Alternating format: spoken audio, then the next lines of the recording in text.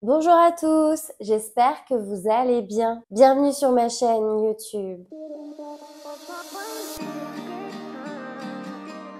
Aujourd'hui, on se retrouve pour apprendre la figure illusion. Mais avant de commencer, je tenais à remercier toutes les personnes qui prennent le temps de liker, de commenter et de s'abonner. Sachez que ça me motive vraiment à continuer. Allez, c'est parti, place à la vidéo. Alors aujourd'hui, la vidéo va se dérouler en 3 parties. Je vais vous expliquer ce qu'est une illusion. Ensuite, je vais vous donner quelques exercices à faire au sol. Puis après, on pourra voir comment l'apprendre sur la glace. Donc, qu'est-ce qu'une illusion? En patinage, une illusion, c'est une figure qu'on va retrouver à la fois dans une partie technique, mais aussi artistique. Dans la partie technique, on va la retrouver au niveau des pirouettes, car c'est une position difficile de la pirouette allongée. Si vous ne savez pas ce qu'est une position difficile, je vous renvoie à ma vidéo sur les pirouettes où tout est expliqué dedans. Mais en gros, là, c'est une variation de l'allongée. On va aussi la retrouver dans les entrées de pirouettes et cela apportera un niveau supplémentaire à la pirouette lorsque l'on fait des compétitions. Ensuite, on retrouvera aussi l'illusion dans les séquences de pas et aussi sur la partie artistique dans tout ce qui est transition. En soi, une illusion, ça ressemble à un 3 où on va se pencher en avant et on va lever la jambe. Je vous mets à l'image de toute façon diverses illusions pour illustrer mes propos, mais en gros, c'est ça. Sur la pirouette, ce sera un peu plus compliqué, mais ça reste le même mouvement. Et ça fait partie aussi des rares figures qu'on retrouve à la fois dans la partie technique et artistique. Pour l'apprendre, je vous conseille de commencer au sol parce que c'est vrai qu'au niveau de l'équilibre, on n'est pas toujours habitué à avoir la tête vers le bas tout en avançant, notamment dans tout ce qui est sur le côté pas, transition, même entrée de pirouette. Vraiment dans la pirouette, ça va être encore un peu différent, mais sur ces parties-là, ça change vraiment l'équilibre habituel et les points de repère. Donc au sol, je vous conseille de commencer par quelques battements pour vous échauffer. 10 vers l'avant, 10 sur le côté et 10 vers l'arrière. Si vous avez vu mes autres tutos, vous êtes habitué à faire cet exercice puisque je le mets souvent. Et ensuite, on va passer du coup à 2 autres exercices principaux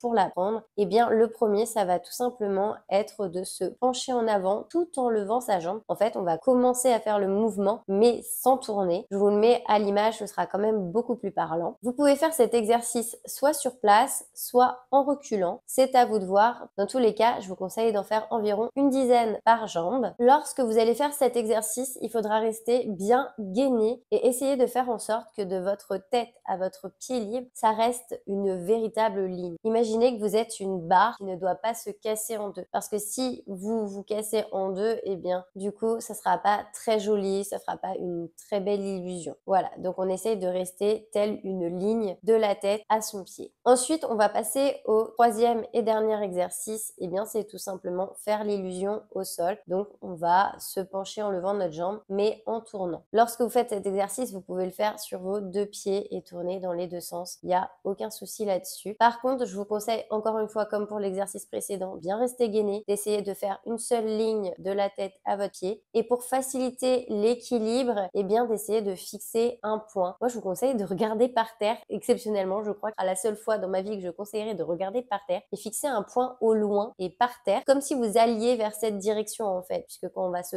pencher, on va aller par là, parce que du coup, les repères sont complètement différents de d'habitude. Donc, si vous fixez un point, vous serez quand même beaucoup plus à l'aise. Si jamais vous manquez de souplesse et que vous avez des difficultés à lever votre jambe suffisamment haut pour que ça ressemble un minimum à une illusion, je vous renvoie vers ma vidéo objectif arabesque. Vous pouvez associer ces deux séances et n'en faire qu'une ou piquer des exercices de l'arabesque pour améliorer la souplesse pour l'associer à votre séance illusion parce que vous aurez les meilleurs exercices pour lever haut votre jambe dans cette séance. C'est aussi simple que ça. Donc, je vous la mets en lien en barre d'infos en cas de besoin. Ensuite, on va passer sur la glace. Et là, je vous conseille, avant toute chose, de quand même savoir faire un 3, puisqu'on va commencer à le travailler tout simplement à partir d'un 3. On va démarrer comme un 3 pour tourner comme un 3. Vraiment tout comme un 3 en fait. La seule différence, c'est qu'on va changer de position habituelle en se penchant en avant et en levant sa jambe comme on l'a travaillé au sol. Et là, encore une fois, ça va être exactement les mêmes conseils. Vous pouvez regarder au loin et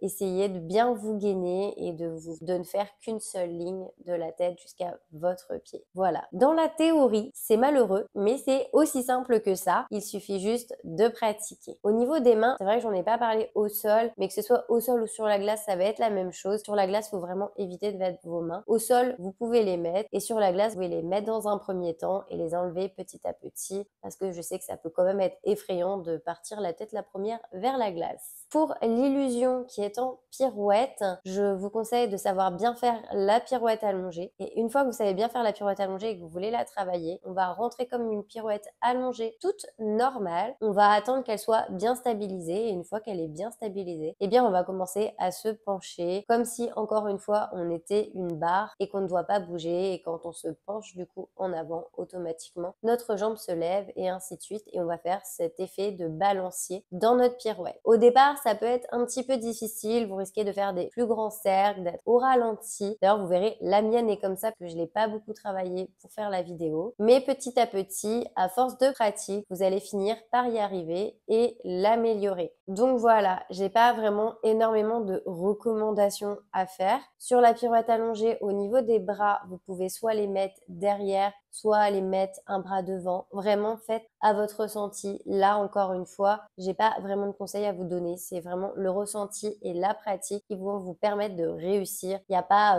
vraiment de conseils miracles comme pour certaines choses où je pourrais vous donner vraiment un conseil qui va vraiment faire la différence. Là, sur cette position, à part la travailler, s'habituer à cette position qui est inhabituelle dans notre sport, trouver son équilibre, trouver ses repères et ouais, voilà. Enfin, je crois que le maître mot, c'est tout simplement pratiquer. Bon, bah écoutez, la vidéo est terminée pour aujourd'hui. J'espère sincèrement que malgré sa simplicité, elle vous aidera. Je vous fais à tous de gros bisous et je vous dis à bientôt.